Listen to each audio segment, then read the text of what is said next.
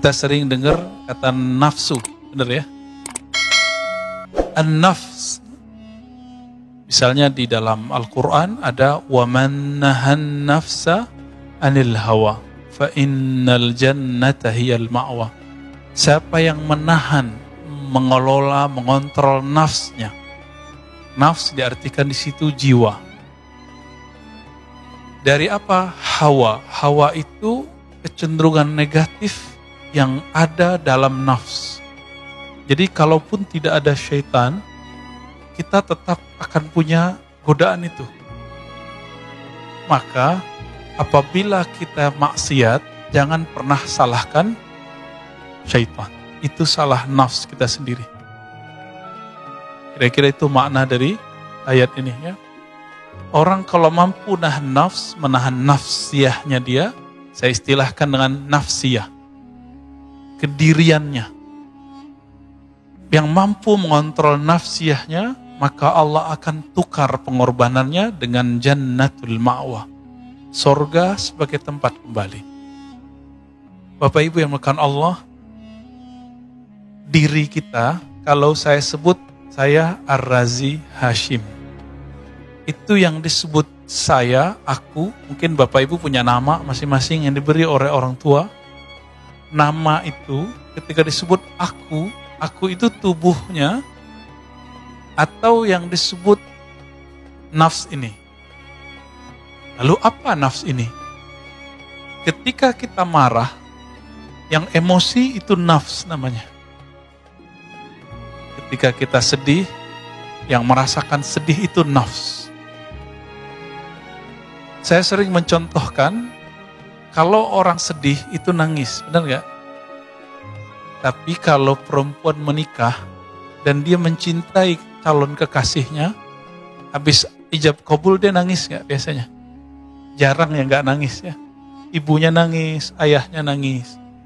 Kadang-kadang orang yang hadir pun ikut nangis. Itu tangis bahagia apa sedih? Bahagia, berarti keluarnya air mata bukan pertanda nafsnya sedih. Itu sebabnya Bapak yang melakukan Allah, kita boleh bagilah siapa yang disebut diri kita. Pertama yang disebut diri kita, jasad, tubuh ini. Kalau luka bagian tangan, kita sebut tanganku luka. Benar gak? Kalau wajah kita terlihat buruk atau baik, kita bilang apa? Wajahku. Ya. Kalau perutnya kenyang, bilang perutku-nya. Maka ini yang disebut diri jasad. Tapi Bapak saudara makan Allah, jasad ini dari mana? Dari mana si jasad ini? Dari tanah, dari air, dari udara, makanya kita butuh udara. Dan juga ada dari api. Jadi dalam tubuh kita ini ada 4 unsur. Makanya Bapak Ibu ini kalau marah, badannya panas. Karena Allah ciptakan ada anasir, unsur-unsur, potensi-potensi yang terbuat dari 4 ini. Diri yang jasad ini, kalau kita tidak tahu hakikatnya, nanti orang akan diperbudak oleh diri yang jasad ini. Maka mohon maaf ya sahabat-sahabat kita untuk kecantikan, kebagusan wajahnya, itu sampai ke Korea ya. Di Indonesia sudah ada operasi plastik, suntik botok, susuk. Itu untuk apa? Untuk memperbagus fisik. Maka bagi orang tertentu, jika fisiknya rusak, habislah masa depannya. Berarti dia tidak punya tujuan. Dia tidak mengenal dirinya yang lebih. Dia baru kenal dirinya yang jasadi. Baik. Diri yang jasad ini, mohon maaf, dia punya karakter. Ada karakter hewan ternak, ada karakter hewan buas. Diri yang nafsiyah ini sudah mulai masuk ke dalam. Jadi kalau kita mengatakan aku, itu maksudnya itu. Saya lapar, itu dia Pak. Yang tadi lapar, efeknya bunyi-bunyi, pluk-pluk perut. Nah, itu jasad. Tapi yang merasakan lapar itu dia. Kalau lagi patah hati, yang merasakan sakit hati itu bukan qalbu, itu nafsiyah kita yang sakit. Senang gak dipuji orang? Itu nafsiyah. Sisi nafs ini, dia ada tingkatnya. Maka adalah nafs bernama nafs ammarah. Sering orang bahas ya. Jiwa, jadi kalau dia itu masih belum benar, dia membisikkan selalu yang jahat-jahat. Kalau ketemu pengemis, dia bilang, itu paling pembohong. Gitu. Kalau ngelihat ada orang soleh dikit, pakai serban, pakai kopiah, munafik. Gitu. Ya. Nanti kalau ada yang ceramah, sok suci. Jadi gak ada benarnya orang. Ini orang nafsul ammarah. Gerah dia kalau ada orang benar. Ya. Maka disebut ammarah itu dari kata ammarah. Jiwa yang banyak mengajak kepada keburukan.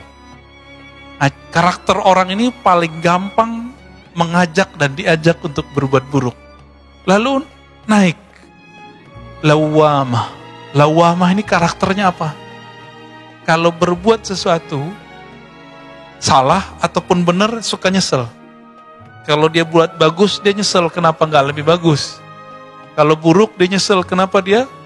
Nah, maka laki-laki kalau yang jomblo-jomblo itu melakukan satu istimna namanya, onani, mohon maaf. Itu habis selesai itu pasti nyesel, Pak. Penyesalannya itu disebut lawamah. Ya. Kita habis mengharadik orang, itu sudah nyesel, itu lawamah juga tuh. Kalau dia mampu mengkondisikan nafsnya, menjaga nafsnya, bisa mengenal Allah SWT, dia naik lagi, mulhamah. Mulhamah ini dicirikan, taatnya mut-mutan, maksiatnya pun mut-mutan. Ini lagi musim kajian nih, begini ngaji, ustadznya membahas tentang sholat duha, akhirnya sebulan sholat duha terus, tapi nggak ada perbaikan rezeki. Kayaknya nggak bener nih kajian ustadz. Masa saya udah duha, rezekinya nggak lancar-lancar, berarti dia salah niat. Maka dia diilhamkan lagi oleh nafsiyahnya. Itu nggak bener, ditinggalkanlah.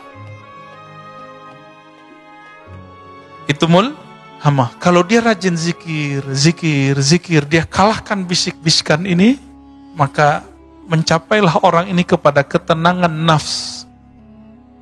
Ketenangan nafs. Disebutlah an-nafsu al-mutmainnah. Jiwa yang tenang. Nafsu mutmainnah itu kalau dibuat persentase 51% sampai 99% dia sudah baik. Dia sudah zikrullah. Jadi dapat dipastikan kita rata-rata belum nyampe, Pak. Di dalam Al-Quran, selain an-nafs al-mutmainnah, maka identik an-nafs itu jelek.